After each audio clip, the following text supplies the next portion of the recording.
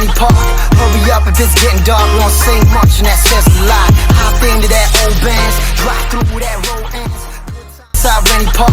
Hurry up if it's getting dark. Won't say much and that says a lot. Hop into that old Benz, drive through that road ends. Hello, akkam jirtani? Hordoftoonni YouTube dhaabbata Tenediin Eastern Star Research Center. Har'a mata dureen irratti mari'annu dhukkuba allaattii yookaan dhibee tiruu yeroo dheeraa kan afaan Ingiliffaan chronic liver disease jedhamu irratti. Warri miseensa keessa taatan baga nagaan dhuftanii. Warri haaraa taatanis YouTube kana subscribe, share, like, comment gochuu hin dagatinaa jenna. Egaa dhukkubni allaattii yookaan dhibeen tiruu yeroo dheeraa kun maalii waan jedhu waliin ilaalla. Dhukkubni allaattii waan jedhan kun dhukkuba allaattii waan ta'eef osoo hin taane barsiifataan hawaasni keenya namoota yeroo dhukkubsatanii iji isaanii qaamni isaanii gara keellootti jijjiirame maqaa kennanidha. Haa ta'utii dhukkuba allaattii jedhamee kan beekamu kun dhibee tiruu yeroo dheeraa yookaan chronic liver disease kan jedhamudha. Inni kunis tiruu yeroo dheeraadhaaf yoo miidhamedha jechuudha. Tiruun egaa qaama guddaa keessoo kutaa handhuura olii gara mirgaan lafee qomaa gara gadii jalatti argamudha.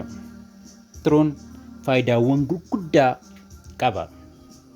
Innis xuraawaa summii ta'an sababa kamiinuu kan qaama keenya seenan kan caccabsee baasu tiruudha jechuudha. Dawaa dabalatee jechuudha. Hadhooftuu nyaata bulleessuuf fayyadu kan oomishu tiruu keessatti. Sukkaara yookaan gulukoosii qaamni keenya ho'a maddisiisuuf yookaan humnaaf itti fayyadamu kan kuusus tiruu kana. Pirootinii haaraa oomishee qaamni keenya akka ijaaramu kan godhu tiruu fayyaa qabeessaa jechuudha. Tiruun yeroo dheeraaf dhukkubsatutti yoo baay'ee miidhame jechuudha. Gonaaddisaatu irratti uumama. Gonaddisni kun immoo yaa'insa dhiiga tiruu keessaa hir'isuun yeroo dheeraaf yeroo turu hanga hojjechuu dadhabuutti geessisuu danda'a.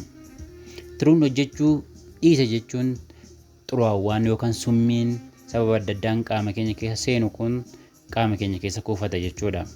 Pirootiniin oomishamu, gulukoosiin kuufamu hin jiru jechuudha. Yoo baay'ee hammaate egaa tiruun baay'ee miidhamuun hojii yeroo dhaabdutti kufaatii tiruu waan jedhamu kana nama ga'a jechuudha. Ka'umsi miidhama tiruu yeroo dheeraa kun maalii waan jedhu waliin ilaalla. Wantoonni gurguddoon sadii adda bahan ni jiru. Isaanis vaayirasiiwwan kan akka hepatitis jedhaman. Keessattuu gosoonni vaayirasii hepatitis jedhaman kun 5 ol kan jiran ta'us kan tiruu keenya yeroo dheeraaf akka miidhaman taasisan hepatitis B fi hepatitis C dha. Darbee hepatitis A kan jedhamu kan boolii bakka hin taane irraatii gara afaanii seenuun nama qabatu karaa boolii gara afaaniitiin daddarbu jechuudha. Darbee acute fulminant hepatitis waan jedhamu nama qabsiisuun salphaatti nama ajjeesuu kan danda'u haa jiraatu iyyuu malee irra guddeessaan hepatitisiiwwan gosa vaayirasii hepatitis B fi C kan tiruun yeroo dheeraa miidhamu kun nama qabatu jechuudha.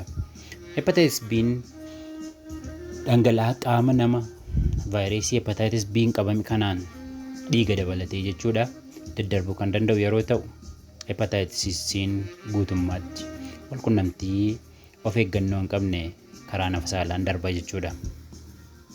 Gama kaaniin alkoolii akka malee fayyadamuun tiruu baay'ee kan miidhu keessaa isa tokko jechuudha. Coomuu tiruu yookaan alkooliin waliin qabanne sababa furdina akka malee kolesterooliin yoo qaama keessatti ol ka'ee fi dhiibbaa dhiigaa yoo ol ka'e jechuudha. Wantoonni gurguddoon sadan kanaan alatti darbee garuu of nyaachuu madiinummaa yookaan autoimmune waan jedhamu madiinummaan qaamaa ofiif diina ofitti ta'uun tiruus walumaan balleessuu danda'a. Cufamuu ujummoo hadhooftuu sababa cirracha man'ee hadhooftuu keessaa gad dhufeen qabamuun ta'uu danda'a. Qorichoonni doozii yookaan hammi isaanii hin beekamne haala tiruun irra jiru osoo hin beekin fudhataman dhiibbaa akkasii uumuu danda'u.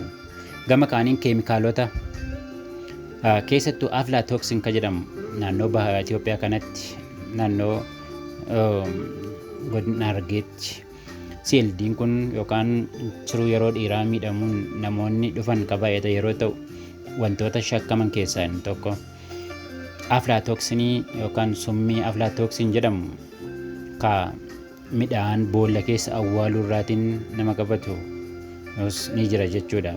Kanaan alatti keemikaalota osoo hin beekin gara afaan nu seenanii tiruu bira gaanis miidhaa akkasii ni dhaqqabsiisu.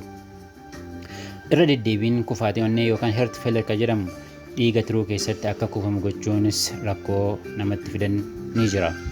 Darbee darbee sanyiin kan darbullee ni jira jechuudha. Mallattooleen miidhama tiruu yeroo dheeraa yookaan liver cirrhosis kun maal maalii waan jedhu waliin ilaalla. Inni guddaa fi yeroo baay'ee mul'atu keessaatii garaan bishaaniin guutuu yookaan rurra'uu bishaan garaa guute yookaan asaayitis waan jedhamu kana garaan akka malee guddachuun kan keessatti kuufatu garuu bishaanii jechuudha. Namoonni tokko tokko dhiiga haqisuu yeroo baay'ee ujummoo qoonqoo irra keessa ka jiru esophagus ujummooleen achi keessaa sun dhiita'uun kaadhohan fi dhiiga nama haqisiisu ta'uu danda'a jechuudha. Cirracha mandhee hadhooftuu mul'achuu danda'a. Hoqxoo akka malee hanga qaama miidhanitti hanga qaama miidhanitti nama geessisu nama hoqsisuu danda'a. Keelloo ta'uu qaamaa fi ijaa kan barsiifataan okwallaattii jedhee hawaasni itti waamu keessaati iji keelloo akka hadaa ta'uu fi qaamni illee akkanuma ta'uudha jechuudha. Maashaan huqqachuu maashaan hanga foon dhabee ga'uu ni danda'a. Salphaatti gogaan qunca'uu hiddi dhiigaa garaa irraa jiru akka sarariitii akka mannee sarariitiitti ifatti ol bahee kan mul'atu ni jira. Dadhabbii hamaa sababa kuufama summiiwwan garaagaraa qaama keessatti kuufamaniitiin dadhabbii namatti uumamuu danda'a. Ulfaatinni haalaan gadi bu'uu fi akkuma summiin qaama keessatti baay'achaa adeemuun immoo of wallaaluunis kan jirudha jechuudha. Egaa namoonni dhukkuba kanaan qabamuu isaanii akkamitti adda baafamuu waan jedhu waliin ilaalla. Inni guddaa fi yeroo baay'ee godhamu keessaa qorannoo dhiigaatiin enzaayimoonni tiruun sirnaan hojjechuu isaanii addatti baafaman dhiiga keessaa ol ka'uu isaanii adda baasuun isa tokko. Samuda qorannoon ilmeen tiruu irraa fudhachuun keessattuu liver biopsy waan jedhamuutiin kan fudhatamus ni jira. Ogeessi CT scan yookaan computer tomography ka X-ray garaagaraa yeroo takkatti gadi fageenyaan ittiin ilaalamuu ni danda'ama.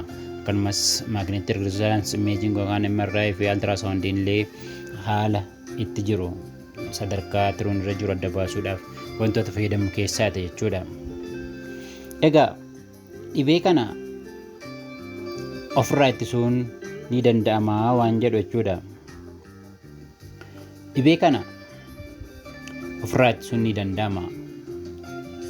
Innis keessattuu ulfaatina ofii eeggachuun, nyaata ofii sirnaan madaalamaa taasisuun nyaachuun, sochii qaamaa taasisuun ulfaatina akka malee kolesteroolii yookaan cooma qaama keenya keessatti kuusuu, alkoolii ofirraa dhiisuun, dawaa ogeessaan ajajame qofa hanga isaa fudhachuun, talaalliiwwan daa'immanii keessatti hepatitis B kennamanii fi akkasumas warra saaxilamummaa dhukkuba kanaaf qaban dhangala'aa qaama namoota dhukkubsatanii faana wal tuttuquu qabaniif hepatitis B talaalliin kan jiru ta'uu isaa jechuudha. Egaa yaaliiwwan isaa nyaata sirrii nyaachuun, soogidda xiqqeessuun, alkoolii fi qorichoota ogeessota yaalaan eeyyamamne dhiisuun, rakkoowwan biroo sababa miidhama tiruun jiran yaaluun, waan tokko fudhachuun dura ogeessa mariisuu gaafata jechuudha. Yoo kan dhuma irra gahe garuu dabarsa dhaaba turuu yookaan liver transplant kan barbaachisudha jechuudha. Egaa wannoonni kun rakkoowwan walxaxoo armaan olitti haasaa turre yoo dhaqqabsiise tarkaanfiiwwan fudhatamanidha jechuudha. Kanaaf of eeggachuu hin dagatinaa. Waaqayyo fayyaa isiniif haa kennu. Isin immoo kan keessan eeggachuu hin dagatinaan dhaamsa keenya guyyaa har'aati. Ulfaadhaa.